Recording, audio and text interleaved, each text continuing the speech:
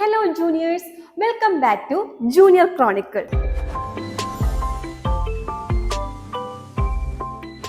ഇക്കഴിഞ്ഞ December 21 geographically നമുക്കൊരു പ്രത്യേകത ഉണ്ടായിരുന്നു. എന്തായിരുന്നു ആ പ്രത്യേകത?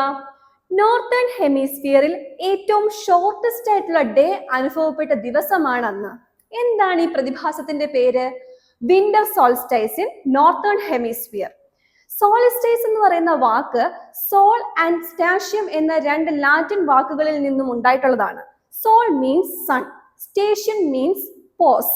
എർത്ത് അതിന്റെ ആക്സിസിൽ സ്ട്രെയിറ്റ് ആയിട്ടല്ല നിൽക്കുന്നതെന്ന് നിങ്ങൾക്കറിയാമല്ലോ. 23.5 ഡിഗ്രി ചരിഞ്ഞാണ് എർത്തിന്റെ പൊസിഷൻ. അതുകൊണ്ട് തന്നെ സൺലൈറ്റ് എർത്തിന്റെ എല്ലാ ഭാഗത്തും ഒരുപോലല്ല എത്തുന്നത്. ഡിസംബർ 20 മുതൽ 23 വരെയുള്ള കാലയളവിൽ സണ്ണിൽ നിന്നും വളരെ അകലെയായിരിക്കും നോർത്തേൺ ഹെമിസ്ഫിയർ. ഈ വർഷം ഡിസംബർ 21 വിന്റർ സോൾസ്റ്റൈസ്, അതായത് shortest day and the longest night period. അതേസമയം സദേൺ ഹെമിസ്ഫിയറിൽ നേരെ ഓപ്പോസിറ്റ് ആയിരിക്കും ഉണ്ടാവുക. അവിടെ ലോങ്സ്റ്റ് ഡേ ടൈമും ഷോർട്ടസ്റ്റ് നൈറ്റ് പീരീഡും ആയിരിക്കും ഉണ്ടാവുക. ഈ സമയം ആർട്ടിക് റീജിയനിൽ ഏതാണ്ട് 6 മാസത്തോളം സൂര്യപ്രകാശം ഏൽക്കാതിരിക്കുന്ന സംഭവങ്ങളും ഉണ്ടാകാറുണ്ട്. ഇതിനു വിപരീതമാണ് ജൂൺ 20-നും 22-നും ഇടയിൽ നടക്കുന്ന summer solstice in northern hemisphere.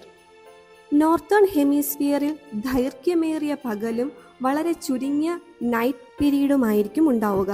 Summer സോൾസ്റ്റൈസും winter സോൾസ്റ്റൈസും കൂടാതെ ഇക്വിനോക്സ് എന്നൊരു പ്രതിഭാസം കൂടി എർത്തിൽ നടക്കുന്നു. ഇക്വിനോക്സ് മീൻസ് ഈക്വൽ നൈറ്റ്സ് എന്നാണ്. അതായത് ഈ ഒരു ടൈം പീരീഡിൽ ഡേ ആൻഡ് നൈറ്റ് ഈക്വൽ ആയിരിക്കും. വർഷത്തിൽ 2 തവണയാണ് ഇക്വിനോക്സ്.